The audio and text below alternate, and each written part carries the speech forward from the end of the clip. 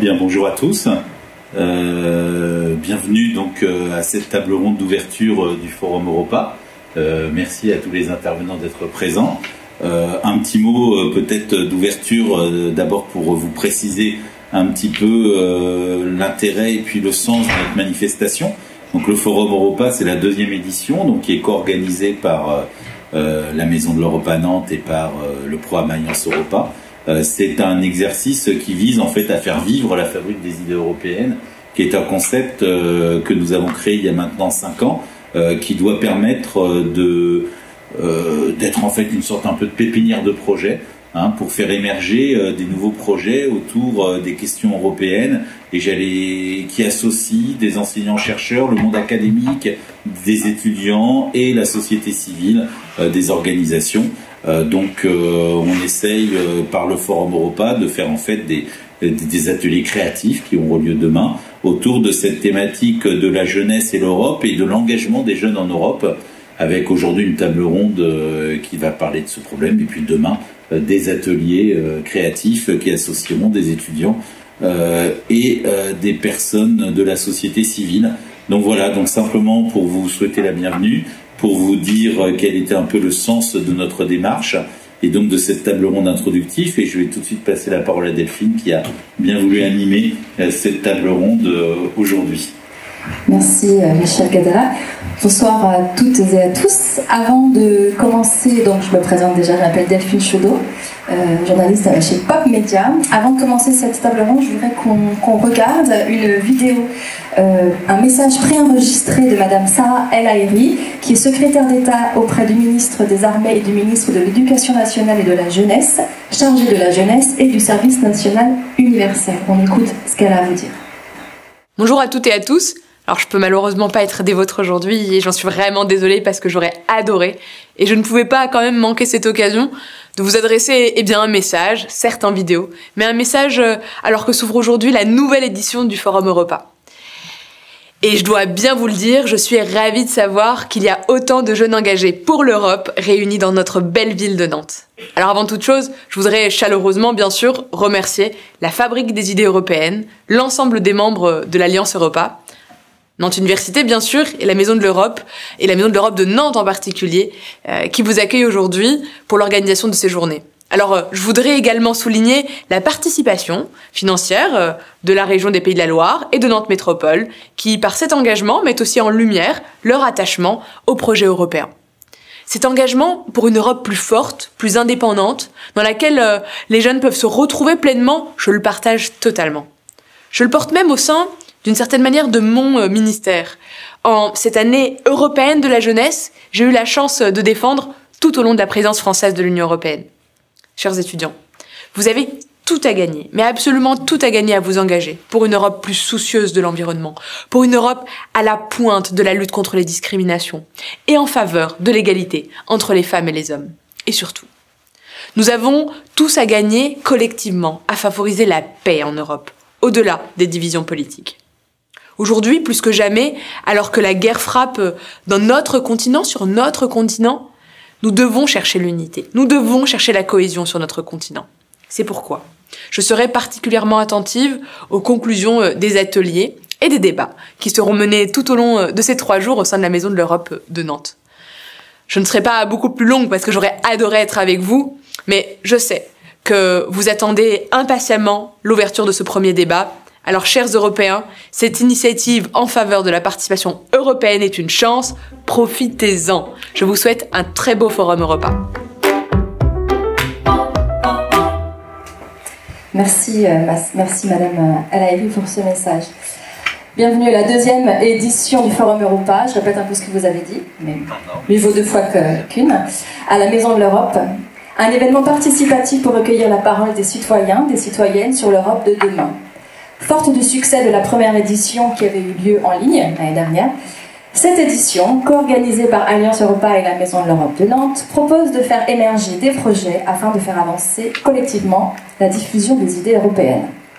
Le collectif, donc, le partage, la mise en commun d'idées, aussi diverses soient-elles, tout ce qui représente en somme la devise de l'Europe qui est, rappelons, unie dans la diversité. Cette année, 3 jours pour 3 enjeux. Une Europe soucieuse de l'environnement, de la paix et de l'égalité femmes-hommes. 2022 a été déclarée année européenne de la jeunesse par la présidente de la Commission européenne, Ursula von der Leyen. Son but, offrir aux jeunes des perspectives d'avenir meilleures, qui soient plus écologiques, plus inclusives et plus numériques. Elle s'est inscrite dans le contexte de pandémie qui a fortement affecté les jeunes en induisant de la précarisation économique, de l'isolement et une série de ruptures scolaires, sociales et psychologiques. Cette année 2022 a donc voulu encourager, je parle au passé parce qu'on est presque à la fin, mais pas encore, a donc voulu encourager tous les jeunes, en particulier celles et ceux ayant moins de perspectives, issus de milieux défavorisés, provenant de zones rurales ou reculées, ou appartenant à des groupes vulnérables, à devenir des citoyens et des citoyennes actifs et actives et des acteurs de changements positifs. Une volonté de mettre en exergue l'implication de la jeunesse dans le projet européen, mais également de montrer comment l'Union européenne soutient les jeunes dans tous les aspects de leur quotidien, qu'ils soient personnels, social ou professionnels. Car, ne l'oublions pas, le vivre ensemble en Europe est aujourd'hui menacé de toutes parts. Ceux qui veulent en partir, ceux qui veulent y venir et qu'on ne sait pas comment accueillir. Que reste-t-il pour construire un avenir commun à l'échelle européenne? Le titre de ce soir, comment innover et s'engager pour mieux vivre ensemble en Europe? C'est donc la question à laquelle nous allons tenter de répondre ce soir avec nos invités que je vais maintenant brièvement présenter. Michel Catala, vous êtes directeur d'Alliance Europa et professeur d'histoire contemporaine à Nantes Université. Bonsoir. Karine Daniel, bonsoir. Vous êtes présidente de la Maison de l'Europe Europa Nantes. Albrecht Sonntag, bonsoir. Professeur en études européennes à l'EU Asia Institute de l'ESCA, qui est l'école supérieure des sciences commerciales d'Angers, et docteur en sociologie. À vos côtés, Benjamin Sibyl, bonsoir. Président et fondateur de l'association Collectif pour un service civique européen, CSCE. À vos côtés encore, Abel Fofana, bonsoir. Vous êtes volontaire, vous travaillez avec des anciens participants de la Nantes Creative Generation sur un projet de festival annuel ayant comme thème les problématiques liées à la jeunesse européenne. Et enfin, last but not least, Lisanne Bosch, membre du Centre culturel franco-allemand et nouvelle animatrice Mobiclass, basée à Nantes pour les régions Pays de la Loire et Bretagne pour l'année scolaire 2022-2023. Bonsoir. Avant, encore une fois, de commencer, cette fois je ne parle presque plus, de vous laisser le micro, je vous propose de regarder une deuxième et dernière vidéo du ministère de l'Europe et des Affaires étrangères issue des archives de l'INA intitulée « La jeunesse et l'Europe ».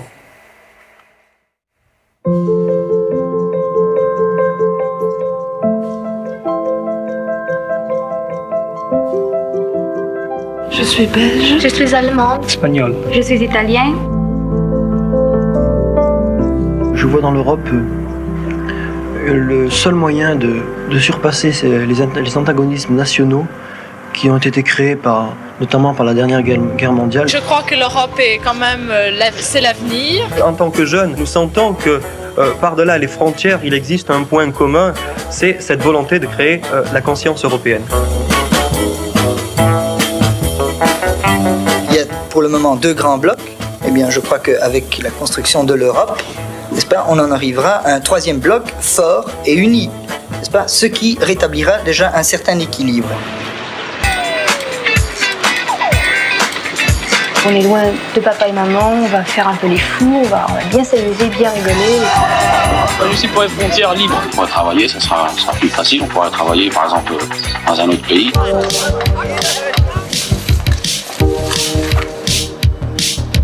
La construction de l'Europe, c'est un peu comme la course à pied, c'est une affaire de longue haleine finalement. C'est un petit peu la même chose, oui. La différence peut-être, c'est que je suis en bonne santé et l'Europe, elle a des problèmes. Ça vous inspire pas beaucoup, l'Europe? Moi, ça m'inspire pas tellement. Non. Ça me dit rien parce que ça me parle pas. On vient de traverser les murs sans document, sans rien, sans être empêché. C'est magnifique. C'est absolument fabuleux. Moi, je suis allemande et française. Ah bon? Donc, je suis européenne, oui.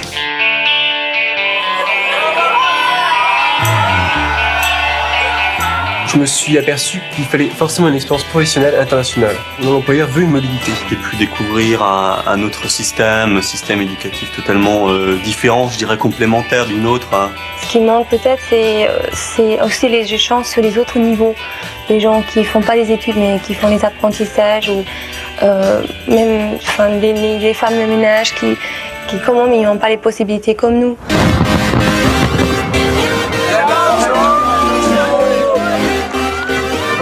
Le jour de la réunification européenne est enfin arrivé après 60 ans de mainmise soviétique. L'Europe, pour moi, c'est un grand plus.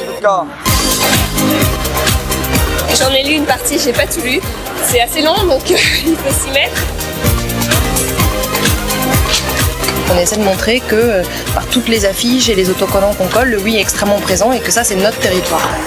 Humanité! I expect them to take action now. J'attends de l'Europe qu'elle passe aux actes, car nous n'avons pas beaucoup de temps et il faut que l'Europe fasse quelque chose.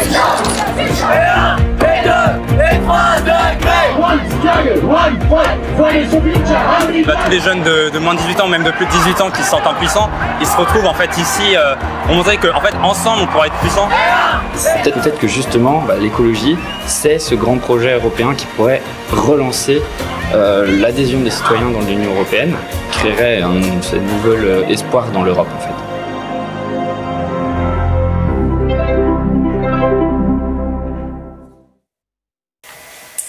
Voilà donc une belle chronologie de l'Europe et de sa jeunesse.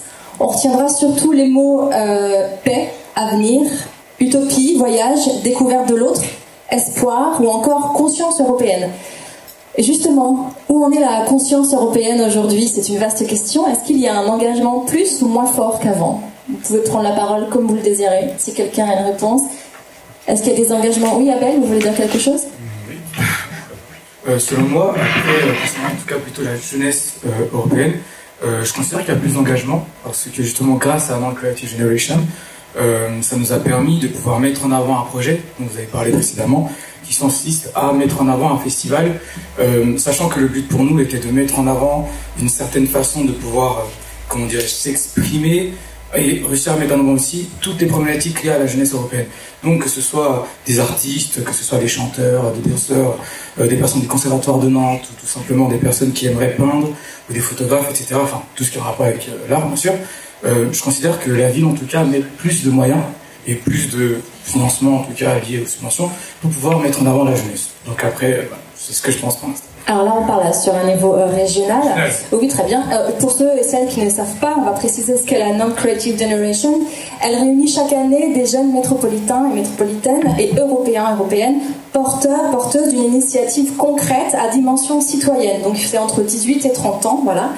Elle permet de se rencontrer, de mettre en réseau et elle soutient aussi les projets. Donc vous pouvez nous expliquer un peu votre projet un peu plus en détail? Oui, bien sûr. Alors pour l'instant, en fonction des différentes expériences professionnelles de chaque membre du groupe qu'on est en train de créer actuellement, on a eu comme idée d'organiser un festival. Le but de ce festival, encore une fois, était de mettre en avant les problématiques liées à la jeunesse européenne.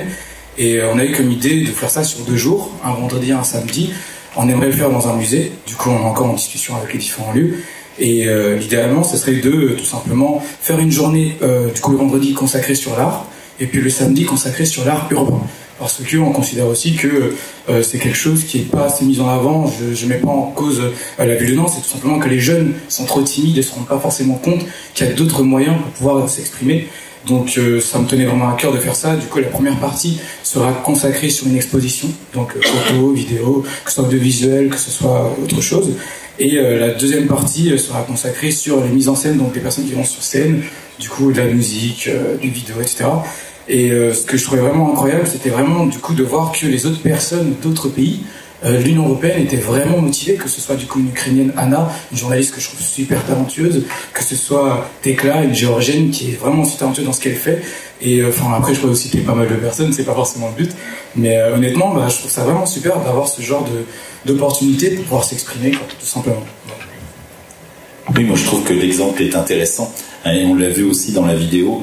Je pense que la vidéo, je la trouvais intéressante aussi parce qu'elle montrait finalement des permanences dans l'histoire, hein, et finalement à chaque époque, cette envie également, ces interrogations des jeunes face au projet européen, face à quelque chose certes qui les intéresse, mais qui est souvent un peu éloigné de leurs préoccupations quotidiennes. Et puis d'un autre côté aussi l'envie de faire, de créer des choses. Et je crois que l'exemple qui nous est donné ici est très intéressant. Je pense que c'était aussi le but de vous inviter, hein, c'était de montrer que finalement des jeunes pouvaient par leur expérience personnelle proposer des projets, proposer des initiatives intéressantes, que ce soit au niveau local ou ailleurs. Donc je pense que l'exemple était, je pense, intéressant parce qu'il montre très bien comment en fait des jeunes peuvent s'engager sur un projet dans une dimension européenne et finalement montre aussi que les jeunes peuvent avoir envie de s'engager dans cette direction-là. Mais voilà, mais je préfère laisser la parole aux autres intervenants pour qu'ils nous présentent également peut-être ce qu'ils font comme projet.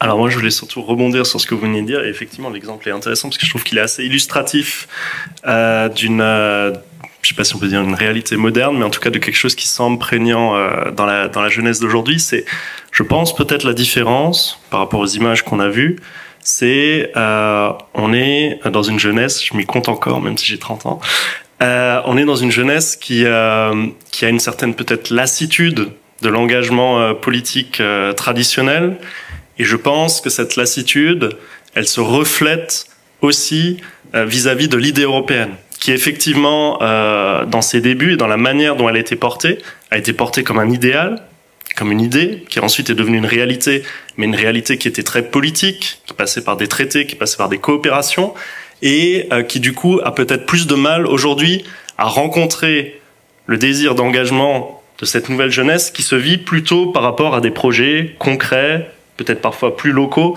des engagements qui sont quelque chose qui constitue une part voilà, très réelle de leur vie quotidienne. Et donc effectivement, j'ai lancé cette idée du service civique urbain, qui est en fait une vieille idée, hein, qui m'appartient pas, en fondant il y a 4 ans le collectif pour un service civique européen. Et le but, c'était de permettre un jour à tous les jeunes d'Europe, certes, de se rendre dans un autre pays de l'Union européenne. Et je pense que ça, c'est effectivement quelque chose qui montre qu'il y a une envie d'Europe dans la jeunesse d'aujourd'hui, parce qu'on est quand même face à une jeunesse qui n'a jamais autant voyagé et qui n'a jamais autant souhaité voyager. Et je ne parle pas uniquement de Majorque ou autre île paradisiaque de la Méditerranée. Et ça montre qu'il y a une envie de se rencontrer en faisant fi des barrières, des frontières anciennes de l'Union européenne. C'est pas une réalité, ce cloisonnement qui parle beaucoup à la jeunesse d'aujourd'hui. Et donc l'idée, c'était effectivement d'universaliser ça, mais de l'universaliser en lui donnant aussi du sens à travers une expérience d'intérêt général, donc ce qu'en France on appelle le service civique, en Allemagne le FSJ, en Italie le Servizio Civile, mais qui reste une réalité qui n'existe pas dans beaucoup de pays de l'Union européenne. Et donc se pose la question de comment on fait, aussi de pourquoi on le fait. C'est que des programmes, parce qu'il y en a beaucoup qui existent, hein, Erasmus, c'est quand même peut-être une réalité que certains d'entre nous ont vécu, qui a permis à beaucoup de jeunes de se découvrir et de découvrir l'Europe, mais qui même, en théorie, accessible au plus grand nombre. Et encore, il n'y a que 43% aujourd'hui des jeunes d'Europe qui peuvent avoir accès à des études tertiaires, même à travers l'apprentissage. C'est pas quelque chose qui peut intégrer tout le monde. On a aussi d'autres programmes, le Corps européen de solidarité, qui aujourd'hui permet à des jeunes de faire justement l'équivalent d'un service civique dans un autre pays de l'Union européenne. C'est 30 000 jeunes par an. Là où une classe d'âge, c'est 4,6 millions de jeunes de l'Union européenne. Donc nous, ce qu'on a essayé de faire, c'est de réfléchir aussi à l'inclusivité, comment on arrive à toucher d'autres jeunes, d'autres types de publics, comment on arrive à les emmener, peut-être avec quelque chose qui est un peu plus clé en main, parce que parfois c'est un peu difficile pour un jeune de se dire bon bah demain je vais être en Bulgarie, voilà. Et donc le programme qu'on a testé, et puis après on pourra revenir, mais je laisserai les autres contribuer bien sûr avant. C'est de prendre les jeunes, leur dire voilà, tu peux faire 6 mois de service civique dans ton pays, là où tu as tes habitudes, là aussi où il y a tout le tissu associatif, les infrastructures qui permettent d'aller chercher des jeunes un peu différents, être accompagné, préparé, ensuite seulement enchaîner avec 6 mois ou plus dans un autre pays de l'Union européenne, souvent à travers le Corps européen de solidarité. Encore faut-il que le service civique existe dans tous les pays de l'Union européenne, parce que sinon, c'est un peu comme si à l'époque d'Erasmus, on n'avait pas eu d'université partout, mais ça j'y reviendrai un peu plus tard. Alors ça justement, est-ce que vous pouvez nous dire brièvement quels sont les pays avec lesquels vous fonctionnez en ce moment, si je puis dire ? Alors, je vais pas faire l'inventaire à Prévert parce que sinon je risque d'oublier un des 27. Non, mais on a commencé à la base dans le Grand Est, en France, et la toute première promotion du service civique européen, donc en 2020, puisqu'on a créé l'association en 2018, mais ça a pris un peu de temps. Ça montre aussi que on peut faire quand même des grandes choses, même quand on n'est pas beaucoup au début, mais bon, voilà, il faut que la boule de neige amasse. Et donc en 2020, c'était à Metz, on avait 12 jeunes Français, donc qui se préparaient, et à côté d'eux, 6 jeunes Allemands, 5 Italiens et un Belge, que tout le monde appelait le Belge. Partant de là, on a réussi à créer d'autres promotions en France, donc il y en a une autre qui s'est créée à Strasbourg. Aujourd'hui, on essaime un peu partout en France, le but c'est de couvrir partout. On a aussi essaimé en Italie, parce qu'effectivement, aujourd'hui, les pays qui ont l'équivalent d'un service civique avec des milliers de jeunes, comme la France, c'est l'Allemagne, l'Italie, le Luxembourg, sauf que ça fait pas des milliers de jeunes, mais ça fait une part substantielle de la population du Luxembourg. On a quelques pays aussi comme l'Autriche où on vient de se déployer, qui ont l'équivalent avec des spécificités, parce que c'est une alternative au service militaire. Et aujourd'hui, on a Malte et le Portugal qui ont décidé depuis l'an dernier, aussi à travers cette coopération, à commencer à tester le service civique. Maintenant, l'enjeu, et c'est ce sur quoi on travaille, mais encore une fois, je ne vais pas accaparer la parole, c'est on a commencé aujourd'hui à tester à partir de rien le service civique européen, mais aussi le service civique national en Roumanie depuis 2 semaines. Et le plan maintenant, c'est aussi de le faire en Espagne, où les autorités locales ont bien répondu, en Pologne, où le gouvernement a dit que voilà, il voulait répondre à cet appel du président de la République au début de la présidence française de l'Union européenne qui a proposé ce service civique européen à tous les jeunes d'Europe. Ce que la ministre évoquait, voilà, ça faisait partie des choses qu'elle a pu porter. Merci. Et justement, là, on parle de mobilité, c'est essentiel. J'ai l'impression chez les jeunes européens, surtout après cette période, cette crise sanitaire. J'en viens à vous, Lisanne. On parle de mobilité. Vous êtes quand même. Vous pouvez nous décrire un peu, nous expliquer qui vous êtes, d'où vous venez brièvement, et ce que vous faites à Nantes? Oui, moi je suis Lisanne Voigt, je suis l'animatrice des MobiClass et c'est un programme qui est mis en place par l'OFAGE. Alors maintenant en Allemagne, on a aussi un jumeau, on pourrait dire, on a maintenant 12 Allemands qui se trouvent en France et 12 Français ou Françaises qui se trouvent en Allemagne pour en fait mobiliser la jeunesse d'apprendre français ou l'allemand. Et aussi je dirais que seulement parler la langue allemande est motivé d'apprendre, mais aussi d'être capable d'offrir le moment de faire connaissance avec quelque chose d'inconnu. Par exemple, je suis née dans une petite village au milieu de l'Allemagne, là-bas il n'y a pas trop grande ville et le problème, je pense, au début, c'est de savoir ce qu'on peut faire et comment et où, et peut-être il y a des gens qui n'ont jamais parlé avec par exemple avec une fille d'Allemagne, et peut-être ils n'ont jamais allé en Allemagne. Et aussi la raison pour laquelle je suis maintenant un centre culturel franco-allemand, c'est mon station de programme de l'OFAGE. C'est tout, ça vient en fait d'une femme qui m'avait parlé de projet de Brigitte Sauzet quand j'avais 16 ans. Et puis j'ai commencé de voyager plus, et j'ai trouvé mon intérêt pour la France aussi, et j'ai fait 2 semestres d'Erasmus en Belgique, un à Clermont-Ferrand, et maintenant je suis à Nantes pour motiver et pour... C'est vraiment ça, oui. Merci, et bienvenue à Nantes, oui, depuis le temps. Mais donc on reste toujours dans cette idée de mobilité et vous le disiez à l'instant, tout le monde n'est pas forcément au courant de comment est-ce qu'on fait, quelles sont les structures qui existent. Et c'est là que j'en viens à vous, Karine Daniel. Est-ce que transition, est-ce que vous percevez une demande de plus en plus grande de la part des jeunes sur ce qu'ils veulent faire, la mobilité, la culture? Par exemple, je prends des exemples, est-ce qu'on pourrait, c'est un avis personnel, mais est-ce qu'on ne devrait pas étendre le pass culture à l'Europe? Est-ce que vous avez des demandes comme ça? Alors tout d'abord, je suis ravie de vous accueillir tous et toutes à la Maison de l'Europe en tant que présidente de ce beau lieu où on fait la promotion de l'Europe et où on s'active tous les jours pour embarquer de plus en plus de monde, et singulièrement les jeunes, c'est vrai, dans les projets européens, parce qu'il y a une très grande diversité de projets européens. Alors, je suis ravie d'avoir des nouvelles de Nantes Creative Generations, parce qu'on a créé Nantes Creative Generations en 2008 avec Johanna Roland. À l'époque, elle était adjointe à la jeunesse pour la ville de Nantes, et moi j'étais adjointe en charge des questions européennes, et on s'est dit il faut mixer absolument ces 2 politiques publiques de l'Europe et de la jeunesse. Il y a plein de projets de jeunes sur le territoire et il faut que les jeunes qui s'engagent, on leur donne ce petit plus et l'opportunité de s'engager et de faire leur projet à l'échelle européenne. Et depuis, Young Creative Generations a évolué. Il y a eu de nombreux jeunes qui se sont engagés dans ce projet. Mais je le dis aussi parce que les politiques publiques, elles sont là pour accompagner, pas pour faire à la place, mais pour accompagner ce type de projet. Comme au niveau européen, Erasmus, on a Dominique Belleuil, que tu connais bien, qui était avec nous à Pornic samedi dernier et qui nous rappelait que entre la programmation dernière et la programmation budgétaire actuelle, le programme Erasmus a eu un budget qui a augmenté de 80%. On aimerait bien voir beaucoup de politiques publiques avec ce type d'évolution budgétaire et on est obligé de constater que ce n'est pas vraiment le cas, même si le budget a été un des budgets faibles. Donc évidemment, on peut avoir des augmentations qui sont significatives, mais ça mérite quand même d'être souligné. Ensuite, nous, on est des militants de l'Europe ici. Ici, vous croiserez beaucoup de gens qui sont motivés et qui œuvrent tous les jours pour que cette mobilité augmente, pour que les jeunes s'engagent dans les projets européens. Avec la nouvelle équipe, et je salue les administrateurs qui sont là ce soir, il y a 2 ans, on avait déjà l'agrément pour le Corps européen de solidarité.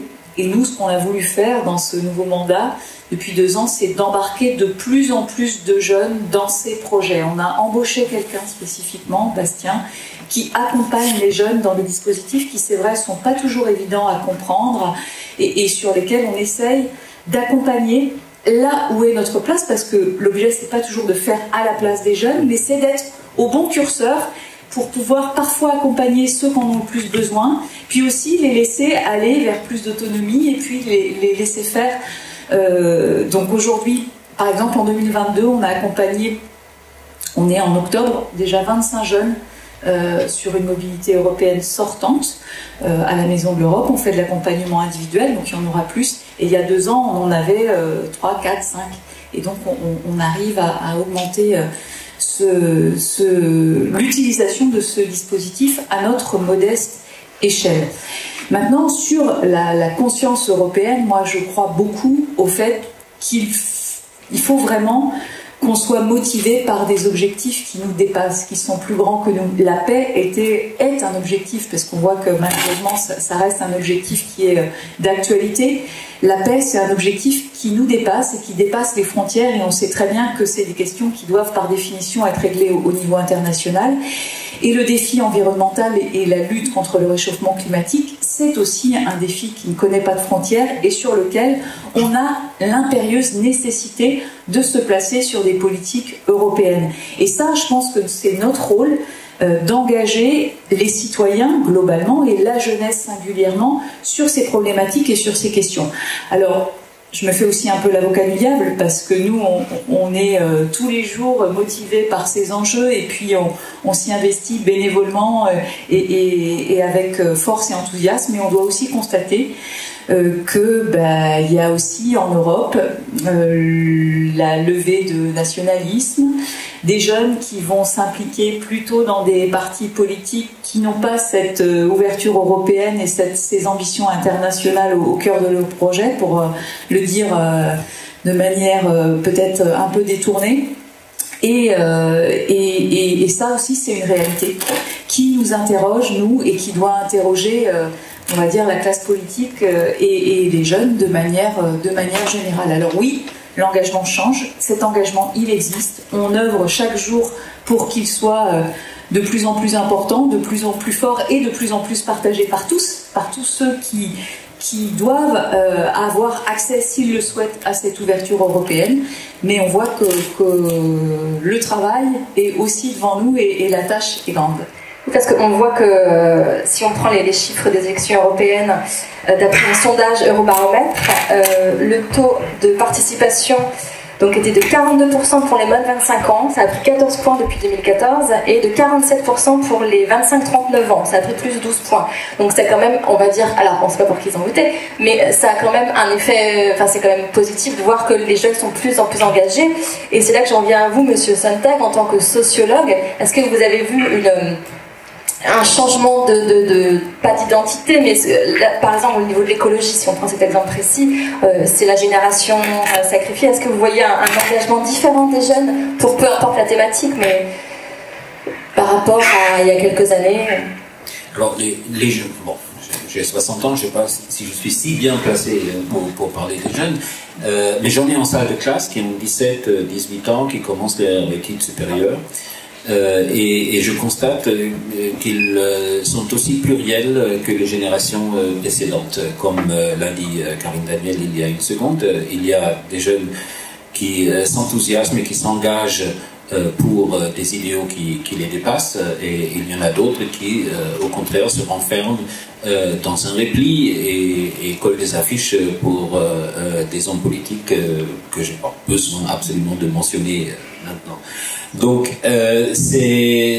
il faut vivre avec ce pluralisme, je trouve. Il n'y a pas des pierres achetées, il n'y a pas non plus d'inquiétude à avoir, à mon avis. Le pluralisme fait partie de la démocratie. Le jour où on est à 100% à être pro-européen, je me poserai de sérieuses questions sur notre vie démocratique. Donc ça, c'est important de ne jamais oublier ça. Alors, j'ai envie de rebondir aussi sur ce qu'a dit Benjamin quand il a parlé de idéal et de lassitude. Et je pense que c'est un vieux couple, ces deux-là. L'Europe a toujours été un idéal. On l'a vu dans l'extrait de Lina, à travers les décennies, et les idéaux ont ceci de particulier qui sont condamnés à décevoir. Je suis convaincu que nous devons aussi être en mesure de vivre avec un minimum de déception. L'Europe, je vais vous donner un scoop ce soir, elle ne sera jamais à la hauteur de ce que nous attendons d'elle. Par contre, elle peut faire des efforts pour y arriver. C'est un peu comme nous, hein, qu'on n'est jamais vraiment non plus à la hauteur de ce qu'on attend de nous-mêmes. Donc lassitude et idéal, c'est très intéressant comme juxtaposition. Alors, les projets existent, les jeunes s'engagent, les jeunes sont intéressés. Dans ma salle de classe, ils sont intéressés à coup sûr par le semestre Erasmus. Ils le feront, j'aurai un taux de 100%. Bon, c'est bien, mais c'est l'élite. D'accord ? L'un des plus gros soucis, et je sais que Michel le partage avec moi, et que Karine encore plus, c'est comment atteindre ceux qui ne sont pas privilégiés mentalement, socio-économiquement parlant. Moi, je travaille avec une élite de jeunes, on leur explique l'Europe, malgré la complexité, ils finissent par comprendre, c'est déjà pas mal du tout, ils sont mentalement pas si loin que ça. Ils ont, à la limite, un accès facilité à cette conscience européenne qui a été mentionnée à plusieurs reprises. D'ailleurs, j'ai complètement banni de mon vocabulaire le terme identité européenne. C'est contre-productif, on peut en reparler à l'occasion de cela. Mais cette prise de conscience européenne, elle passe aussi par un processus cognitif. On est un peu trop souvent axé sur il faut rapprocher l'Europe des cœurs des Européens, il faut donner à rêver, l'Europe ne fait pas rêver, pourquoi l'Europe devrait faire rêver? Je pense qu'il y a un processus cognitif amorcé et la situation géopolitique aujourd'hui de 2022 permet peut-être un accès plus facile à la simple nécessité de l'Europe. Moi je n'ai pas besoin que tout le monde se fasse le prêcheur pro-européen ultra convaincu. Des citoyens qui, faute de mieux, disent cette Europe-là, elle n'est pas idéale, elle n'arrive pas à sa propre hauteur, mais c'est ce qu'on a de mieux. Moi j'achète. Je suis content d'avoir des citoyens comme ça. C'est déjà pas mal du tout. Bon, ne pas en faire trop. Peut-être pour revenir au sujet des projets. J'ai juste une minute. Donc la semaine dernière, j'étais en Belgique dans le cadre d'un projet Erasmus+, et je tiens à souligner que Erasmus+ a fait un grand pas en avant, non seulement sur le plan budgétaire, comme vous l'avez dit Karine, mais aussi en ouvrant ces projets à des thématiques différentes. Et donc, nous, on a travaillé sur la thématique sportive, et le sport permet à des personnes dotées d'un capital culturel et intellectuelle peut-être moins développée d'avoir accès à ça. Et en plus de cela, on a réussi à l'ouvrir à des États voisins, c'est-à-dire Erasmus+ est ouvert à un club de foot de la Macédoine du Nord qui veut s'occuper des réfugiés qui arrivent dans sa région. Alors, je trouve que là, on fait des progrès. Hein. Là, il y a des progrès et il y a de la demande et c'est là que Karine, vous avez raison, il faut accompagner. Et si l'Europe se dote des moyens d'accompagner ça, c'est des petites graines qui finiront par lever, c'est sûr et certain. Merci. Oui, Benjamin Sibille. Oui, je crois qu'il y a un ancien chancelier allemand un jour qui a dit si vous avez des visions, il faut aller chez le médecin. Voilà. Mais pour revenir sur 2 points qui me semblent importants, c'est effectivement cette question de l'élitisme que vous mentionnez, et puis cette question aussi, on appelle ça, oui, de l'euroscepticisme, de l'anti-européanisme, disons, voilà, un désaccord qui effectivement fait partie de la pluralité politique. Et sur ça, je crois que l'histoire de l'Europe, en fait, nous enseigne peut-être, moi aussi je suis historien, donc ça me parle, nous enseigne peut-être une piste à observer. Il ne faut pas oublier, l'Europe, l'Union européenne, la communauté européenne, comment elle a démarré, c'est en mettant en commun charbon et acier, parce que c'était ce qui avait permis pendant quelques siècles, ou au moins un siècle, aux Européens de s'entre-déchirer, et donc avec cette idée, voilà, d'avancer à petits pas, de faire une solidarité, de faire des choses concrètes qui peut-être obligerait des gens qui n'étaient pas du tout convaincus d'avoir envie d'avancer dans la même direction, mais de le faire, bon an, mal an, un peu par devers eux, mais parce qu'en fait, ils avaient l'intérêt de le faire, et in fine, ils souhaitaient le faire, même si ils n'avaient pas le même but et le même idéal vers lequel avancer. Et moi, en tout cas de mon expérience récente, notamment avec ce service civique européen, je vous l'ai dit, hein, le premier pays, par exemple, qui a répondu positivement à cet appel du président de la République à essaimer les services civiques nationaux dans plus de pays, à envisager ensuite peut-être d'échanger les volontaires. Alors, rien n'est encore fait, mais du moins il y a eu même un budget qui a été mis, c'était la Pologne. Et la Pologne aujourd'hui n'est pas, même si après on peut discuter les raisons, n'est pas le pays qui apparaît le plus aligné sur les grandes ambitions de l'Union européenne et des pays qui paraissent les plus favorables au dessein européen. Alors pourquoi les Polonais ont eu cette décision ? Pour la même raison pour laquelle les Portugais, les Maltais ont aussi lancé leur service civique, c'est que en fait, le service civique, c'est aussi un instrument qui permet aux jeunes de se sentir citoyens, d'abord de leur pays, éventuellement dans ce cadre européen, mais ça, je reviendrai brièvement dessus. C'est aussi un instrument qui permet d'accompagner les jeunes pour s'insérer, développer des compétences. Au final, c'est quelque chose qui est très concret dans la vie des gens. Les jeunes qui aujourd'hui font un service civique européen, on en a à peu près 200 aujourd'hui, ils le font rarement parce qu'ils veulent devenir les bras armés et les croisés de l'Europe. Ils le font parce que parfois ils ont envie d'aller dans un autre pays, ils n'en ont jamais eu la chance. Parfois ils ont envie de découvrir un domaine, ils s'imaginent peut-être vouloir travailler un jour dans des hôpitaux, dans les maisons de retraite, dans des écoles, donc ils ont envie de découvrir ça. Parfois aussi parce qu'ils ne savent pas ce qu'ils veulent faire et qui sont un peu abandonnés. Ça, c'est parfois aussi un peu les joies du système scolaire français. On a des moments comme ça, on ne sait pas ce qu'on veut faire et donc ils vont vers cette expérience-là. Et en fait, c'est ça qui les amène vers cette expérience. Pour les gouvernants, c'est un peu pareil. Parce que ça, c'est un vrai besoin concret de leur population qui veulent servir. Et en le servant, parce que aussi, ces jeunes, ils ont ce souhait, parfois très prosaïque, comme je le disais, dans notre génération, de découvrir d'autres pays et de vivre à l'étranger, parfois d'apprendre une langue, c'est quelque chose qui est recherché sur le marché du travail. On peut, sans que c'est été l'intention initiale, in fine, juste par l'expérience de l'Europe, qui pour eux n'aura jamais l'image de grandes déclarations, d'une solidarité de fait de jour en jour, mais qui sera en fait, voilà, ce Sébastien qui vient de la Roure, avec lequel ils ont passé 6 mois, ce Pedro, désolé pour les clichés, mais c'est des vrais gens dont je parle, je précise, qui vient d'Espagne, avec qui ils auront travaillé pendant 6 mois dans une maison de retraite en France. Et en fait, cette rencontre de l'autre, c'est, du moins c'est ma conviction, c'est comme ça qu'on peut créer en fait cette solidarité d'Europe. Parce que jusqu'à présent, oui, tout ça est un peu théorique. On l'a vu parfois aussi dans la crise grecque. En théorie, oui, les souffrances de la Grèce, comme d'ailleurs les souffrances au-delà de l'Europe, hein, de n'importe qui, ce sont des choses sur lesquelles on peut ressentir de l'empathie, sur lesquelles on peut se projeter. Mais quand on ne connaît pas l'autre, quand on ne connaît pas la réalité de l'autre, et le fait de vivre dans un autre pays, c'est un moyen d'accéder à cette réalité, et c'est un moyen, du coup, effectivement, de s'unir dans la diversité, parce qu'on a mieux conscience aussi de ce que l'autre vit, et d'avoir envie, du coup, une fois qu'on se sent solidaire, d'affronter les crises ensemble. Et Dieu sait qu'aujourd'hui, elles sont nombreuses, et donc de cette solidarité, on en a besoin. Et moi, je suis convaincu que c'est ça la priorité, c'est établir cette solidarité, et qu'après, le reste vient naturellement. Parce qu'une fois qu'on a envie d'être ensemble, on bâtit des choses ensemble. Monsieur Sonntag, vous vouliez rajouter quelque chose ? Non, l'enthousiasme de Benjamin me boucle complètement.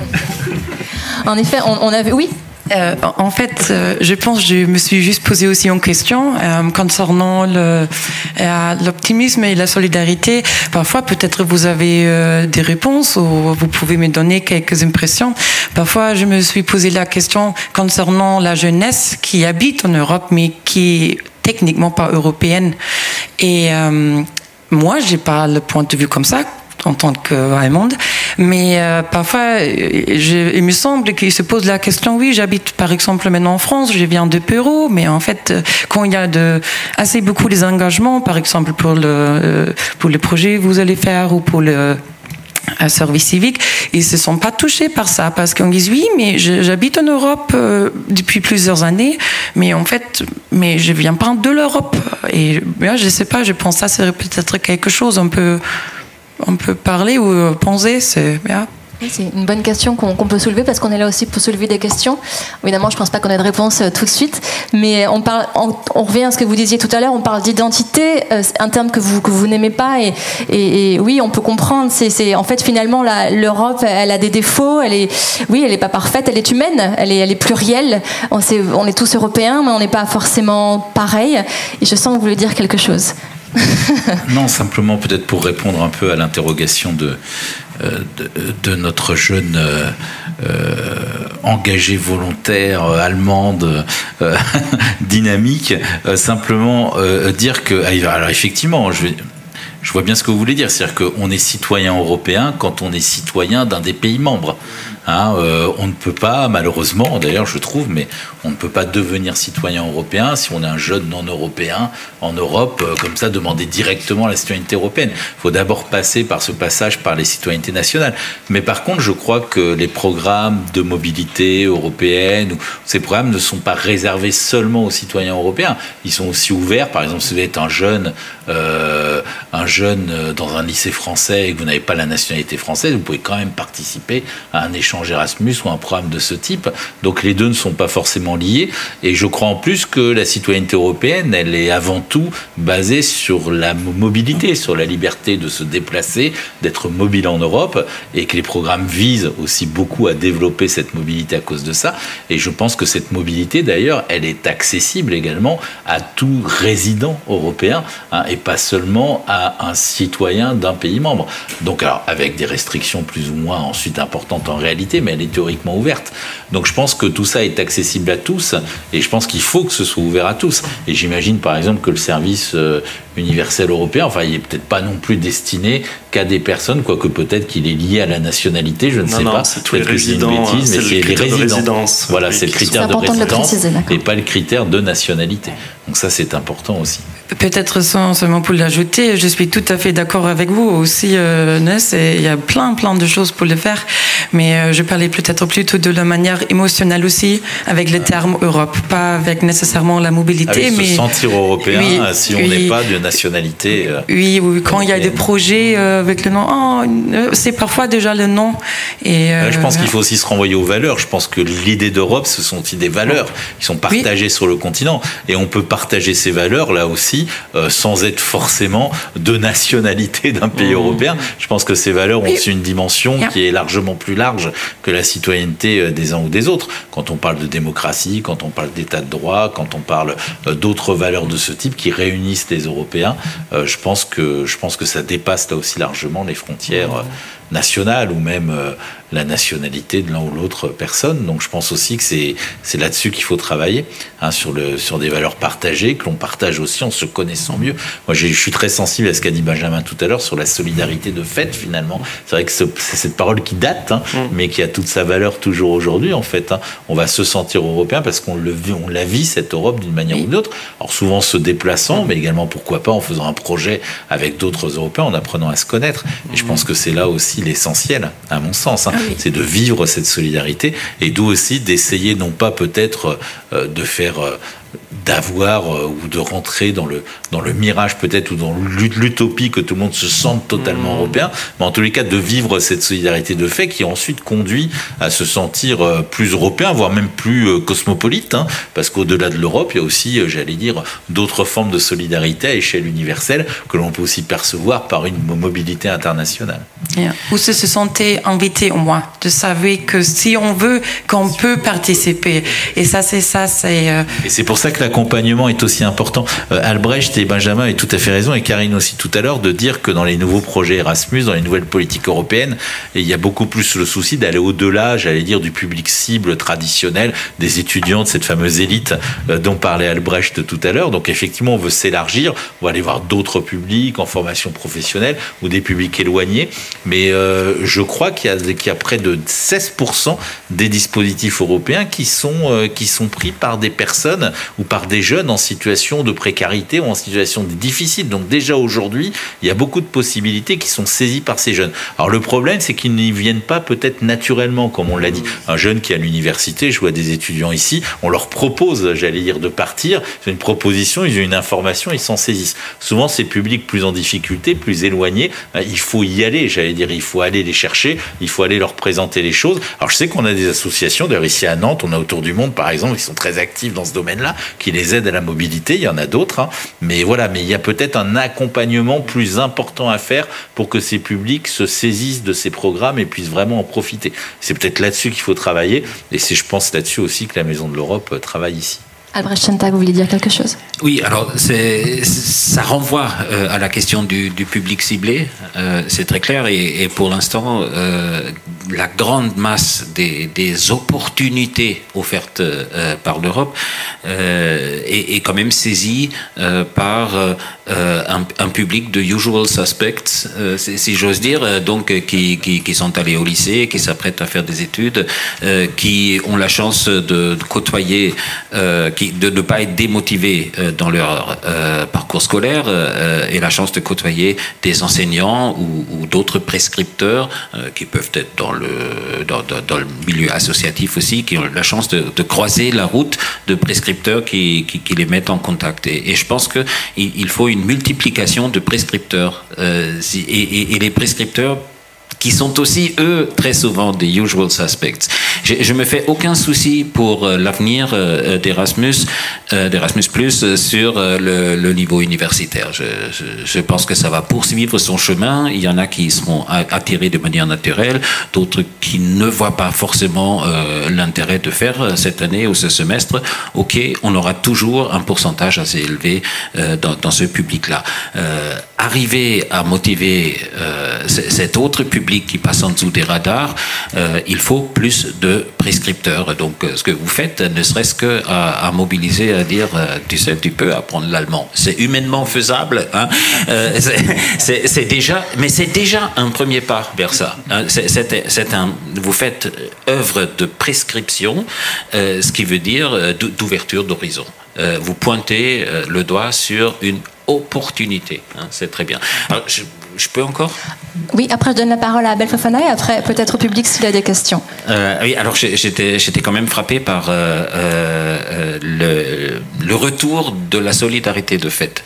Hein, donc une phrase qui date de 72 ans et qui a toute son actualité. Et je pense que là aussi, vous avez dit que vous avez parlé des crises, et je pense que comme nous glissons d'une crise à l'autre qui se superpose sans vraiment effacer la précédente, c'est aussi un moment de prise de conscience européenne. c'est de dire, mais toutes ces crises, est-ce qu'on n'est pas mieux à les affronter ensemble?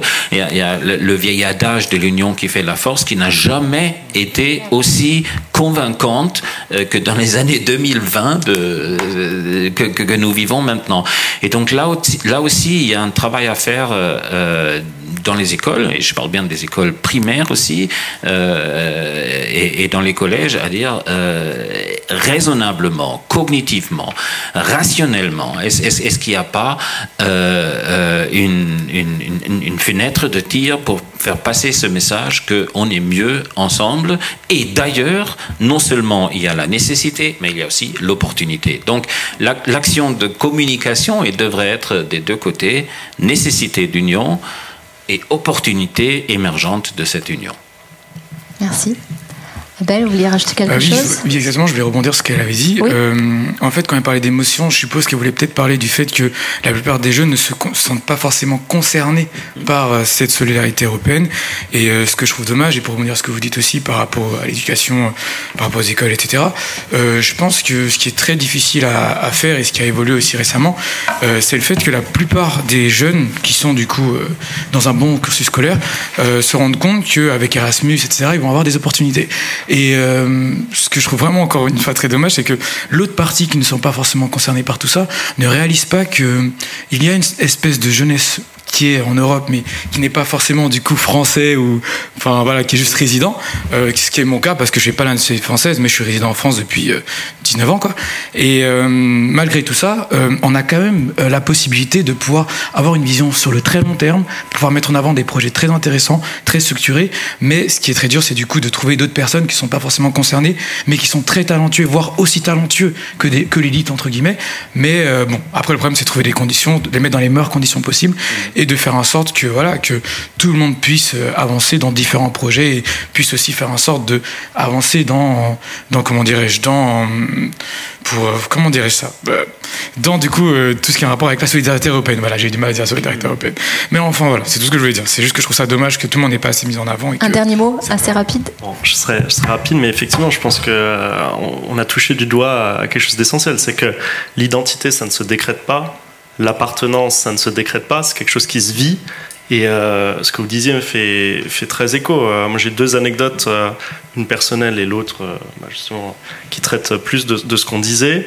Il se trouve que moi, je suis passé par l'armée de terre, et c'est vrai que c'est quelque chose qui m'a marqué, parce que quand on fait l'armée, qu'on aime ou pas l'institution ou ce qu'on fait, hein, mais le fait de se retrouver un peu perdu parmi les gens qu'on ne connaît pas et de passer une nuit dans une situation inconnue, ça crée cette solidarité, ce groupe et ce lien.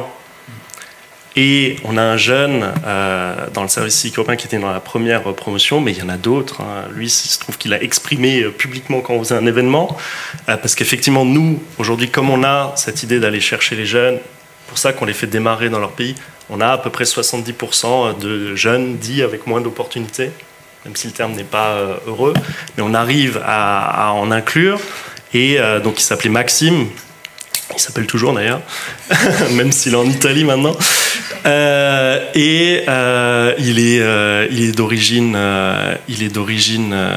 algérienne. Il n'avait jamais quitté Metz. Il avait eu un parcours scolaire chaotique. À un moment, voilà, il avait fini par faire du service au Luxembourg, ce qui lui plaisait pas du tout, et donc il savait pas trop où il en était. Et il est venu chez nous, je pense un peu sur un coup de tête, du moins c'est ce qu'il m'a dit. Et alors même qu'il était encore dans cette expérience en France, donc effectivement, ce que vous disiez est très important. On peut avoir ce sentiment européen, on n'a pas besoin d'aller dans un autre pays. Hein. Simplement faire des choses avec des jeunes venus de toute l'Europe. D'ailleurs, l'OFAGE le fait très bien, nous avons beaucoup soutenu d'ailleurs. Ça permet de créer ce sentiment. Et ce qu'il disait, c'est moi, c'est la première fois que je me suis senti européen, parce que tous les jours, je me levais, j'allais travailler avec des jeunes qui venaient d'Allemagne, qui venaient de Belgique, qui venaient d'Italie. Et il rajoutait, c'est la première fois aussi que je me suis senti utile. Que j'ai eu l'impression d'avoir ma place dans cette société où j'avais échoué à l'école, où on m'avait dit de toute façon tu ne trouveras pas de travail. Et là, en faisant justement ces missions d'intérêt général, en étant considéré, bah, ça lui a donné ce sentiment d'appartenance qu'on parlait Et je pense que c'est ça aussi la clé, hein, au niveau européen ou dans tout autre. La prise de conscience européenne dont on parlait tout à l'heure. Merci pour vos interventions qui ne sont pas finies. On va échanger avec vous maintenant si vous avez des questions. La première est toujours la plus difficile, mais après tout le monde lève la main. Si quelqu'un a des questions, il faut aussi rappeler qu'on est en Facebook Live, donc il y a peut-être moyen aussi d'avoir des questions du public. Hein. On va se débrouiller si vous avez... Si, j'en ai parlé avant, il y a moyen. Mais dans le public tout d'abord, ici présent, si vous avez des questions. Il nous reste une demi-heure, c'est quand même bête. Allez-y, c'est le moment, vous avez plein d'invités. Allez-y, monsieur. C'est plus un témoignage, parce que la question de toucher les publics qui sont loin, hein, je pense que dans l'enseignement professionnel, il se passe des choses, et on vient de réaliser à la Maison de l'Europe, et en partenariat avec Care Vegan, des podcasts, hein, et on a rencontré des jeunes, notamment dans le domaine de service à la personne. Alors effectivement, dans l'agriculture, l'Europe, on connaît, on a envie peut-être d'y aller même quand on a 18 ans, mais dans le service à la personne, les gens qui se destinent à être soignants, aide à domicile, effectivement, ils tirent une grande satisfaction de leur séjour dans d'autres structures européennes de service à la personne, et ils voient de grosses différences, et ça interroge. Mais je crois que le constat qu'on a pu faire en enquêtant, c'est la nécessité d'un accompagnement très fort. Parce qu'effectivement, ils sont trop loin pour que la démarche soit spontanée. Et effectivement, s'il y a des équipes pédagogiques mobilisées dans les établissements, ils y vont et après, ils peuvent en témoigner. Merci. Vous avez quelque chose à ajouter? Oui, Karine. Ça, c'est très important ce qu'a dit Jean-Marie Fouilleul. On a des exemples incroyables de centres de formation par apprentissage où il y a des directeurs de structure ou des professeurs qui sont très volontaires. Et on voit que parfois, quand il y a un métier manuel, quand il y a un objet où il y a des codes communs quand même, enfin un maçon en Allemagne ou un maçon à Pornic, on était à Pornic la semaine dernière, quand on est sur un chantier, on ne parle pas la même langue, mais on sait qu'on doit monter un mur et qu'on doit bien se débrouiller pour le faire. Et là, en l'occurrence, on était avec le CFA de Saint-Brévin et Saint-Herblain dans le bâtiment. Eux, ils ont des programmes qu'ils ont développés de partenariats européens. Et là, alors, les professeurs et la structure sont très impliqués et très volontaires, mais l'expérience qu'ils en retirent plus globalement en termes d'autonomie des jeunes, en termes de savoir-faire, en termes de métier et en termes finalement de conscience européenne, elle est immense et elle est énorme. Donc ça illustre aussi l'élargissement d'Erasmus+, qui permet ce genre de projet, et je pense qu'on a vraiment tous intérêt à aller vers aussi des structures et puis des niveaux d'enseignement qui sont un peu différents par rapport à ce qu'on connaît. Et puis le service civique, je partage 10 fois ce que vous avez dit sur le fait que là ça permet de faire du sur-mesure, d'aller chercher les jeunes presque un par un sur la construction d'un projet, et ça aussi c'est parfaitement c'est un plus incroyable qui est permis par cette programmation. Michel Catala, un mot? Oui, moi je crois qu'il y a effectivement des enjeux toujours qui restent très importants pour cet engagement des jeunes sur les questions européennes. Alors vous l'avez dit, il y a la question de la mobilité à tous les niveaux. Effectivement, le fait, mais on le sait déjà pour Erasmus au niveau universitaire, on sait très bien qu'on envoie beaucoup d'étudiants dans d'autres pays européens, mais souvent, et même la plupart du temps, ils ne reviennent pas en s'extasiant sur les connaissances qu'ils ont eues dans tel ou tel cours. Ils ont d'abord acquis effectivement des compétences, un savoir-être, une ouverture à l'autre, un cosmopolitisme aussi d'ailleurs qui dépasse largement le cadre européen, mais j'allais dire l'habitude de fréquenter, d'être avec d'autres, de partager aussi avec d'autres, un esprit de tolérance également sur beaucoup de choses, et ce qui leur permet de grandir en fait. Et ce qu'on observe auprès d'étudiants de l'enseignement supérieur, il n'y a pas de raison qu'on ne l'observe pas auprès d'apprentis ou de jeunes de l'enseignement professionnel. professionnelle ou même auprès d'autres étudiants en rupture scolaire et qui voudraient se réinsérer dans des études et qui peuvent aussi se réinsérer dans la vie, vous l'avez dit tout à l'heure, par cette expérience. Donc l'expérience de la mobilité européenne, je pense elle fait grandir et au-delà de ce que l'on apprend, on apprend aussi des manières d'être qui permet d'évoluer et ensuite, j'allais dire plus tard peut-être, dans sa vie d'adulte, d'avoir une conscience de faire partie d'un ensemble plus vaste, effectivement, ou pas d'ailleurs, mais je veux dire, on n'a pas forcément toujours à porter ce projet pour se dire on va faire des parfaits petits Européens. C'est pas la question, il faut d'abord faire des parfaits adultes, si j'ose dire, et qui deviendront par là même certainement, ou qui développeront certainement des qualités qui les porteront vers cette dimension européenne et internationale. Et puis j'allais dire, même si on ne part pas, parce que la mobilité c'est important, mais on peut aussi mener des projets européens ici, sans partir, avec des personnes qui viennent de l'extérieur certes, ou du reste de l'Europe, mais aussi entre Français, porter des projets de connaissances, de mise en connaissance, de développer une sensibilité, de développer finalement d'acquérir l'idée que c'est justement en travaillant ensemble qu'on arrivera à résoudre des enjeux importants. C'est ce qu'on va faire demain également dans le cadre du Forum Europa. Donc je pense aussi que la matière européenne en elle-même peut permettre de développer des beaux projets, peut permettre aussi de faire grandir, même si on n'a pas tout de suite une mobilité, mais peut permettre ensuite d'introduire plus aisément également à la mobilité. Et je vous donne un exemple, par exemple, de ce qu'on fait à l'Université de Nantes cette année. On a remporté un projet Erasmus pour la formation des enseignants du primaire.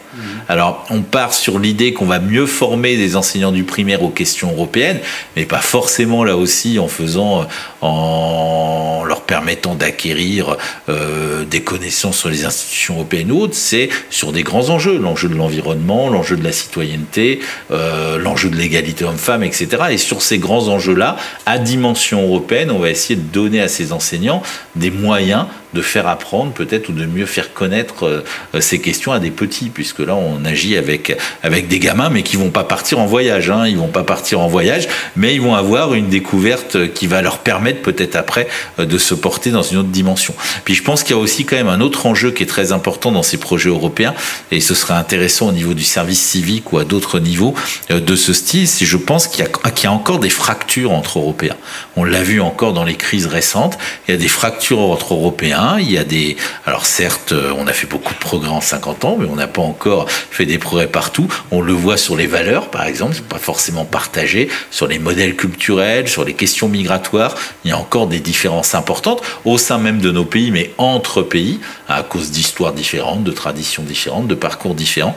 Et je pense qu'il y a certainement, enfin moi j'y crois, je le disais déjà il y a 15 ans, malheureusement personne ne m'a écouté, mais je pense qu'il y aurait la place pour avoir vraiment un grand programme pour développer des échanges entre l'Est et l'Ouest de l'Europe. Pourquoi pas d'ailleurs également avec d'autres pays sur les marges de l'Europe et sur les périphéries de l'Europe. Et je pense pour mieux se connaître, pour mieux apprendre à découvrir aussi nos particularités ou nos particularismes, pour mieux les accepter. Et je pense que malheureusement, on n'a pas créé au niveau européen ce qu'on avait créé dans les années 60 avec l'OFAGE, au niveau franco-allemand, développer ces échanges pour mieux apprendre à se connaître. On l'a pas fait entre l'Est et l'Ouest, on le paye, je pense, aujourd'hui. Mais il est encore temps, il est encore temps de le faire, et des programmes du style service civique ou autre pourraient être particulièrement axés sur ces échanges, j'allais dire, pour mieux se connaître et pour mieux connaître justement, pas seulement ce qui nous unit, mais également ce qui nous différencie, parce que c'est comme ça aussi qu'on progresse, et c'est comme ça aussi qu'on peut imaginer comment être mieux, ou comment vivre mieux les uns avec les autres. Mais peut-être que je suis un peu utopique, mais... Ah non, voilà. Loin de là, je ne vais pas vous couper la parole, je vous la rends aussitôt. Mais loin de là, c'est pas utopique. Donc les projets que j'ai conduits, enfin dans lesquels j'ai participé ces dernières années, et qui partent de très bas, c'est-à-dire du football qui nécessite zéro capital culturel pour se l'approprier, pour initier la rencontre avec les autres. Et je constate, quand tu parles des valeurs, que sur le plan donc du football amateur, par exemple, qu'on appelle grassroots en anglais, dans les pays de l'Europe de l'Est dont tu décris le parcours différent historiquement parlant, qui semble être un peu plus loin loin des valeurs plus consensuelles portées par l'Europe dans l'Ouest. Eh ben non, c'est justement cette minorité qui ne se retrouve pas dans les orientations politiques et les valeurs du gouvernement actuel qui saisissent la possibilité de s'engager avec des Européens d'autres pays dans des projets qui arrivent aussi à la rencontre sur le terrain, rencontre qui dure pas 6 mois, mais un week-end de tournoi. Mais c'est énorme, je trouve, ce qui est fait. Et donc j'ai révisé ces 5 dernières années aussi beaucoup de stéréotypes que j'avais sur les citoyens de l'Europe de l'Est. Et là aussi, c'est un monde beaucoup plus pluriel que nous ne pensons ou que nous ne soupçonnons par notre propre ignorance par rapport à ces nouveaux Européens. Donc là-dessus, par exemple, je suis presque plus optimiste que toi, parce que je vois que il y a cette conscience. Je partage les valeurs qui sont en quelque sorte pérennisées dans cette structure européenne, quel que soit mon gouvernement actuel. Ça, c'est intéressant. Ça sera intéressant pour... J'ai parlé la semaine dernière avec une jeune femme italienne très remontée contre les résultats des élections chez elle, mais qui s'accroche aussi à dire mes valeurs personnelles ne sont plus représentées par mon gouvernement. Le gouvernement arrive, il va partir un jour. Ce qui pérennise, c'est le contexte européen dans lequel les valeurs sont consacrées, en quelque sorte. Donc ça, c'est vraiment une vision très positive, je trouve. Se sentir en sécurité en Europe, plus que pour l'instant, temporairement, que dans son pays. Là, un exemple concret. C'est une genre d'assurance vie pour les valeurs. Hein. Merci. Oui. Oui, je vais essayer un peu de bouger entre le. Non, pas de souci. Vous avez parlé de mobilité, vous aussi, de plus de valeurs. Et j'ai voulu bien ajouter encore que peut-être encore je vais expliquer la MobiClass. Ça veut dire que je vais faire des animations avec les petits élèves, comme j'avais dit en allemand. Quand les gens sont plus âgés, je donne plutôt les informations quand on a la mobilité. Mais c'est ce que moi, j'ai personnellement remarqué les dernières semaines. Alors c'est aussi assez nouveau pour moi. C'est donner vraiment la possibilité d'avoir l'expérience de quelque chose inconnu dans un cadre quand même sécurisé. Et ça, c'est quelque chose où l'école, je trouve ça, c'est super important aussi, à côté de professeurs aussi. Et même si on ne veut pas bouger ou participer de plusieurs programmes de la mobilité, c'est pas nécessairement le but non plus. Aujourd'hui, j'ai parlé avec un homme, il a dit, moi, je suis contente à Nantes et en France. Je veux pas plus bouger ou ça va, mais quand même de savoir ou de faire les enfants peut-être apprendre, d'être conscients qu'ils vraiment peuvent savoir et faire son propre décision. Je pense que c'est quelque chose de très très important. Et même si je représente un peu bien sûr la côté d'Allemagne, j'aime bien de dire enfin aux les élèves, c'est vous qui vont apprendre une langue. Si vous êtes motivé d'apprendre l'espagnol, vas-y, apprenne l'espagnol. Si c'est l'italien, vas-y. Je veux pas forcer les élèves d'apprendre l'allemand, mais peut-être animer aussi de penser c'est ce qu'il veut. Et peut-être un jour, ils pensent, mais même si je suis en France, à l'Italie, en Espagne, je suis contente, je ne veux pas trop bouger, mais de penser, mais il y a des autres quand même. Et je peux rentrer en contact avec eux. Aussi sans bouger peut-être, parce que aussi à l'Internet, il y a beaucoup de possibilités de rester en contact. Et je pense que c'est quelque chose que j'ai jamais voulu ajouter, parce que je pense que c'est quelque chose très très important d'avoir la possibilité de faire connaissance avec quelque chose inconnu.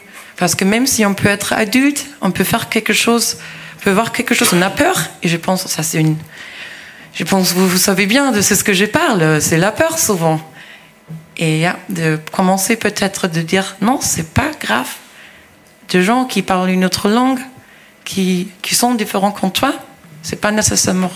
Il faut pas avoir peur. Oui, merci pour ce beau témoignage. Vous voulez dire quelque chose? Alors, je céderai volontiers s'il y a une question du public. On peut continuer. Et puis... Mais il ne faut pas être timide. Mais non, sur la question des langues, effectivement, ça c'est quelque chose qui moi m'a beaucoup marqué, parce que pour être honnête, quand on a lancé tout ça, en plus notre première expérimentation, c'était dans le second confinement. Donc c'était quand même un contexte particulier pour faire de la mobilité européenne. Mais moi, je m'inquiétais beaucoup justement des jeunes Allemands. Alors, pas trop des Français, des Italiens. La langue est quand même assez proche, ça se mélange bien, si on peut dire. Mais c'est incroyable à quel point l'immersion, et un peu ce que tu disais, le contact avec l'autre, mais aussi quotidien, quoi, hein, permet de faciliter les choses. Parce qu'on avait des jeunes Allemands qui ne parlaient pas un mot de français en arrivant, et comme ils faisaient toute leur mission tous les jours, soit dans des écoles à Metz, soit dans des maisons de retraite, et en plus avec leurs camarades français, parce qu'on avait cette parité, qu'on respecte toujours, moitié jeunes du pays, moitié jeunes qui sont dans cette phase de mobilité. Au bout de 2 mois, ils parlaient tous un français autonome. Parce que honnêtement, on n'était pas sûr quand on a démarré. Et la même chose est vraie pour les Français en Allemagne, je précise. Mais du coup, ça c'est quelque chose. Mais pour revenir aussi sur ce que vous disiez, qui me paraît très important, effectivement, cette question de l'Europe de l'Est. Moi, j'étais invité début septembre au Forum économique de Karpacz en Pologne pour parler de ces sujets.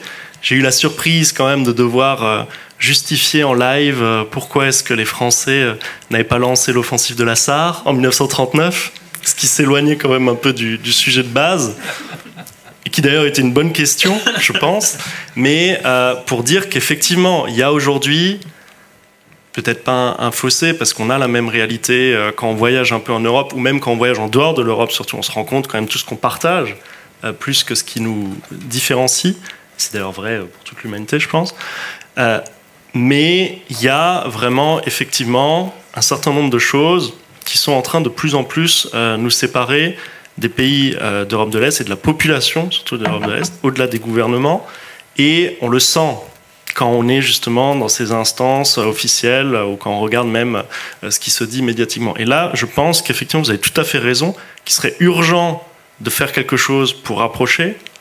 Il y a notamment cette grande question de l'accueil des réfugiés ukrainiens, qui chez nous est un sujet, pardonnez-moi le terme, mais sympathique et qu'on a envie d'aider, mais qui là-bas est une réalité flagrante. Il y a quand même aujourd'hui, en République tchèque, à Prague, on a aussi des partenariats, il y a 20% du parc locatif qui est réquisitionné par l'État pour accueillir des gens. Ça représente des enjeux démographiques énormes.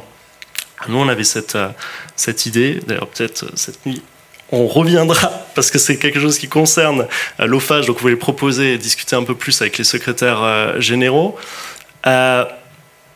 Comme on est en train de créer ce service civique en Pologne, en République tchèque, en Estonie, en Roumanie, qui, par une coïncidence, c'est les pays où ça avançait le plus vite, sont aussi les pays qui sont les plus concernés par l'accueil des réfugiés, pourquoi pas effectivement envoyer des jeunes, entre guillemets, d'Europe de l'Ouest, français, allemands peut-être pour commencer dans le cadre OFAGE, aller faire des missions envers les réfugiés ukrainiens, mais en affichant aussi cette solidarité européenne. Donc ça, c'était une des manières, mais il y en a plein d'autres. Mais effectivement, il y a un besoin urgent de refaire prendre conscience aux populations qu'ils vivent la même chose et qu'ils ont ce souhait d'avancer ensemble, d'autant plus que la question ukrainienne, honnêtement, ne nous a pas rendus populaires. Pour le coup, je parle les Français et les Allemands, en Europe de l'Est, où vraiment on s'est senti de nouveau abandonné. Je pense que ce n'était pas un hasard si on me demandait pourquoi la France avait agi comme ça à l'époque.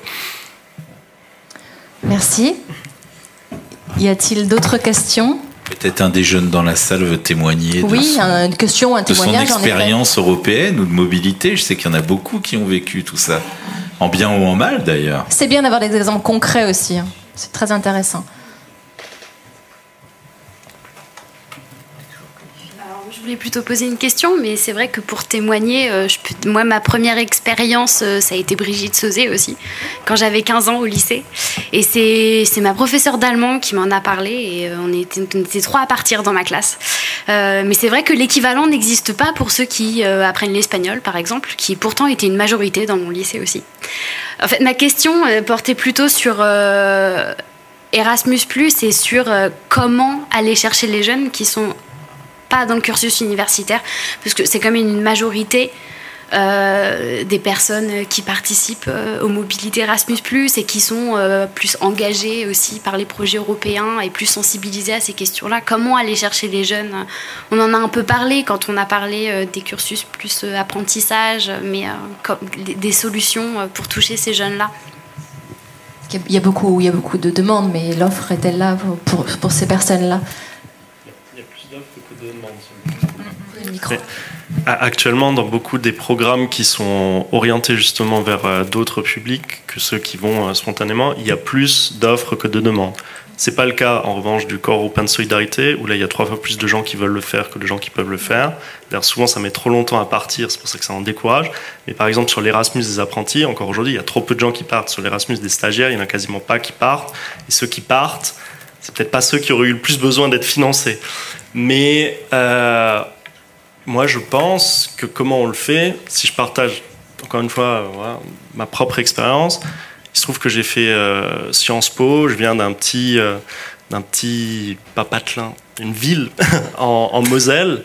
J'avais jamais quitté l'Europe avant, j'avais voyagé un peu, mais c'était pas non plus quelque chose qui m'était particulièrement familier. Du moins, je l'avais jamais fait dans tout mon cursus scolaire. Quand je suis arrivé, tous mes autres camarades, voilà, parfois dans les grands lycées des grandes villes, on part en Grèce, en Italie, quand on est en première, en seconde. C'était pas quelque chose auquel j'avais eu accès. C'était simplement quand on fait Sciences Po, on doit faire sa 3e année à l'étranger. C'est pas une question, c'est un ordre. Donc du coup, même si moi je suis pas pour l'obligation, on peut avoir un système d'opt-out, c'est un peu le cas dans ce cas précis, et qui fait que si on intègre une période dans un autre pays, ou au moins une sensibilisation, parfois comme on l'a dit, on n'a pas besoin de partir, mais si on oblige tout le monde à se poser cette question, ah oui, c'est vrai que je pourrais aller faire quelques mois ailleurs, bah, à ce moment-là, généralement, les gens ils saisissent l'occasion. C'est ça le problème aujourd'hui, c'est qu'on a beaucoup d'opportunités, mais dont les gens ne sont pas au courant, et ils ne sont pas forcés de se poser la question, parce qu'encore une fois, ils considèrent souvent que ce n'est pas pour eux. Mais surtout, si je puis me permettre, quand on finit ses études, peu importe à quel niveau on a atteint, on n'incite pas, en tout cas en France, à voyager. Évidemment, je ne parle pas de ce contexte d'Erasmus où on est au courant, mais on n'a pas ce fameux gap year comme ils ont aux États-Unis où c'est bien justement de voyager, de partir. Moi, personnellement, il y a 25 ans, quand je suis partie à l'étranger, mais ce n'est pas via Erasmus. Pour moi, Erasmus, c'était quelque chose qui n'était pas pour moi. Pourtant, j'étais à la fac, mais ça ne me concernait pas. Donc, moi, pour revenir à votre question, c'est... moi j'étais à la fac, mais comment est-ce qu'on on atteint des gens qui déjà peut-être sont pas au courant des programmes qu'il y a et qui n'ont pas cette mentalité-là, cette culture. Là je parlais de la France, mais il y a d'autres pays en Europe. Je dirais c'est une réponse assez superficielle, je le sais, mais quand même je suis convaincue de travailler plus avec les professeurs et l'école. C'est vraiment parce que pour moi c'était le cas comme ça. J'ai pas toujours pensé c'est pour les enfants un peu plus privilégiés, un peu plus riches.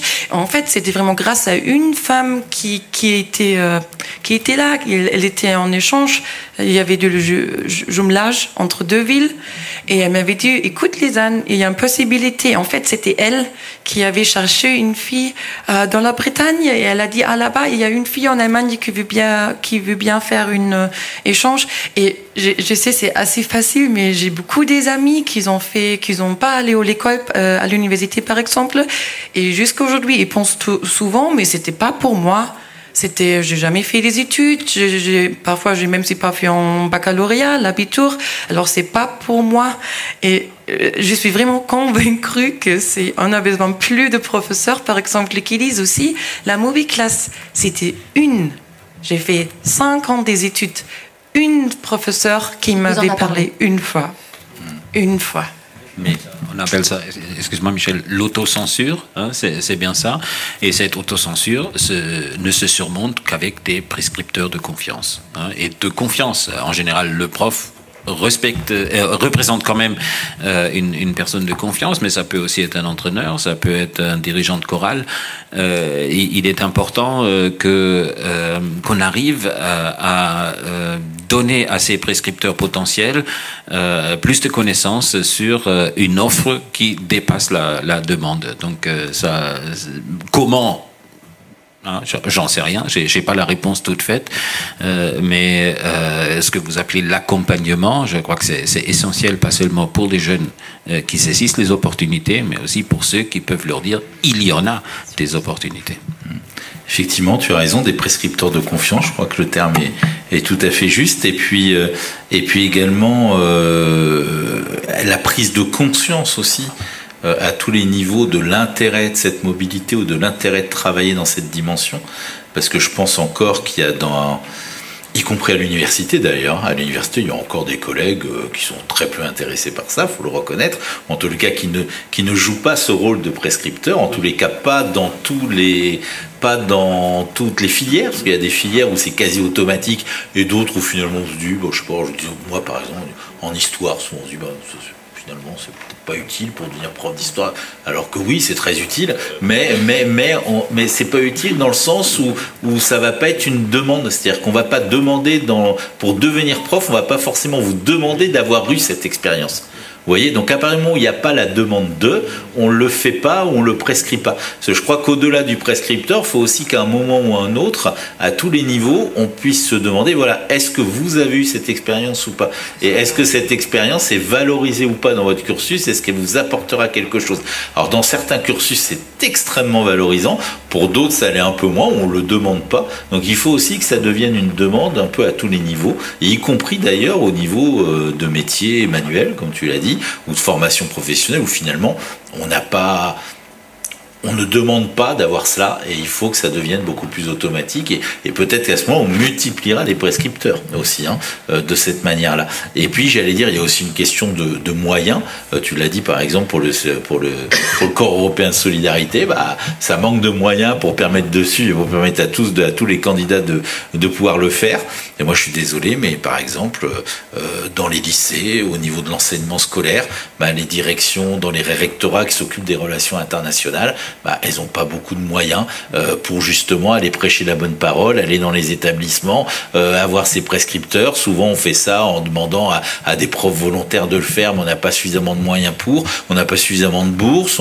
Voilà, je pense qu'il doit y avoir une prise de conscience à tous les niveaux pour multiplier ces prescripteurs, pour multiplier les budgets aussi pour ça, et pour prendre en compte le fait qu'à tous les niveaux de formation, y compris d'ailleurs pour des jeunes qui n'ont pas de diplôme et qui sont en réinsertion, la mobilité européenne ou le projet européen est un plus dans leur CV et leur permettra d'aller plus loin. Et c'est déjà quand même un peu le cas, parce que même au niveau BEP ou on va dire bac pro ou autre, finalement on se dit que c'est pas, mais quand vous allez chercher un métier et qu'il y a dans votre CV, oui je suis parti 6 mois pour aller travailler, ou même pour avoir fait des études de coiffeur à l'étranger ou autre, tout d'un coup on se dit ah oui celui-là s'il est parti comme ça, c'est qu'il fait preuve de curiosité, ce qu'il fait preuve d'envie, etc. Et c'est quand même valorisé. Donc, mais il faut que ce soit beaucoup plus généralisé, je pense. Un dernier mot parce qu'il nous reste 5 minutes. Moi personnellement, je dirais juste ça. On m'a jamais embauché pour quoi que ce soit, pour autre chose que mes expériences à l'étranger. Non mais vraiment, je vais être honnête. Alors peut-être j'avais d'autres qualités que je ne connais pas, mais c'est vrai que c'est toujours ce qui attire. Et c'était vrai pour des concours de la haute fonction publique, c'était vrai pour les expériences de stage, c'est vrai pour les expériences dans le privé. C'est sûr que quand on a des candidats, alors oui, on veut qu'ils travaillent bien et ainsi de suite, mais qu'est-ce qui va se détacher sur le CV? C'est ah oui, t'étais quelques mois en Algérie, tu parles arabe, forcément, t'intéresses plus que j'ai fait mon master. Voilà, c'est des choses qui vont se détacher. Ça ne veut pas dire que c'est l'alpha et l'oméga, bien au contraire, mais c'est quelque chose qui peut être très valorisé sur le marché du travail. Peut-être, Karine Daniel, oui, un dernier mot. Moi, je pense qu'il nous faut synthétiser un peu les enjeux et puis la contribution des uns et des autres. Et moi, je pense que sur les métiers manuels, on a des réponses concrètes aux grands enjeux qui nous dépassent, dont on parlait au début. Je pense par exemple au métier du bâtiment. Évidemment que la question de l'isolation, de l'utilisation de nouveaux matériaux, etc., c'est des enjeux qui sont concrets, qui nécessitent des savoir-faire, des échanges pour lutter concrètement contre le réchauffement climatique. Et c'est à nous d'expliquer ça. C'est à nous de monter les projets transnationaux, les projets européens qui doivent pouvoir faire se rencontrer des jeunes de différents corps de métier sur ce type de projet. Et il faut être concret et il faut à la fois être concret et puis projeter sur les grands enjeux et dire à ces jeunes de différents métiers, vous aussi, vous avez votre mission à accomplir, mais pas seulement concrètement, mais pour contribuer à l'idéal et à la réalisation du projet européen dans différents domaines. Je prends cet exemple, il y en aurait 1000. On parlait l'autre jour des questions alimentaires. Un des grands enjeux, par exemple, c'est la lutte contre le gaspillage au niveau européen. Et là aussi, ce sont les jeunes qui vont travailler sur les questions alimentaires dans la restauration qui seront qui pourront porter ces enjeux. Et je pense que c'est à nous d'imaginer, et c'est peut-être une manière d'ouvrir vers les journées qui nous attendent et qui vous attendent, sur finalement comment est-ce qu'on arrive à incarner aussi à l'échelle de chacun et chacune ces enjeux-là, et puis comment est-ce que chacun a l'opportunité d'y contribuer. Merci, on n'aurait pas fait de meilleure transition pour conclure cette conférence. Avant de repasser le micro à Michel Catala pour nous présenter les programmes des jours à venir, je voulais donc remercier la Maison de l'Europe, et merci pour ça, c'est très, très bien que ce soit vous qui conclut cette conférence. Merci Michel Catala, merci Albrecht Sontag, merci Karine Daniel, merci Abel Fofana, Benjamin Sibyl et Lisanne Vorge. Merci à vous toutes et tous. Et Michel Catala, je vous laisse. Je voulais remercier aussi la technique, je n'ai pas pris vos noms, mais merci beaucoup. Et Michel Catala, je vous laisse nous raconter un peu le programme à venir. Non, 2 petits mots pour vous dire ce qu'on va faire demain, mais Karine vous a déjà dit, en fait, le but des ateliers de demain, où on va avoir beaucoup de jeunes qui vont y participer, beaucoup d'étudiants.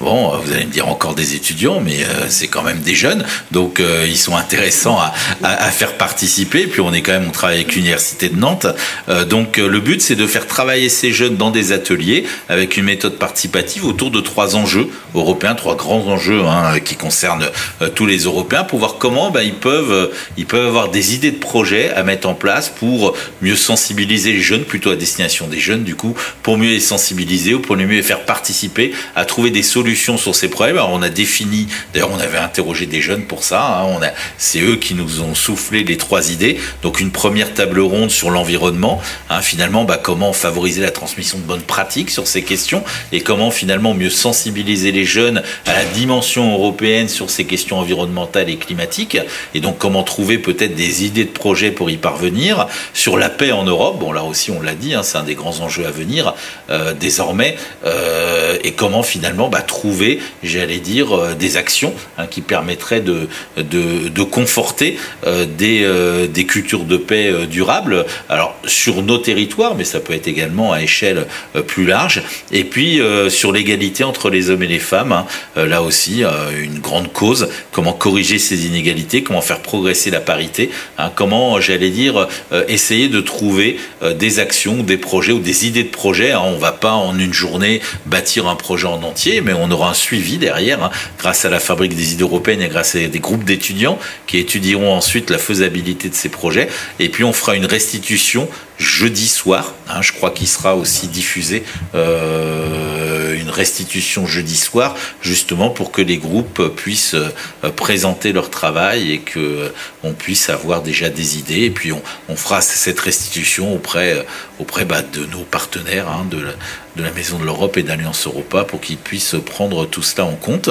Donc voilà, donc je pense que j'espère qu'on fera émerger des idées. Bien sûr, vous êtes tous les bienvenus dans ces ateliers, mais je crois déjà qu'on a notre liste de participants inscrits. Donc voilà, puis je vous remercie tous également, parce que je pense que c'était intéressant d'avoir l'expertise, d'avoir les témoignages aussi des jeunes qui sont au cœur de cette participation. Voilà, puis merci également. Merci, et j'ai oublié évidemment de remercier Alliance Europa, évidemment. Merci à vous tous et toutes. Bonne soirée.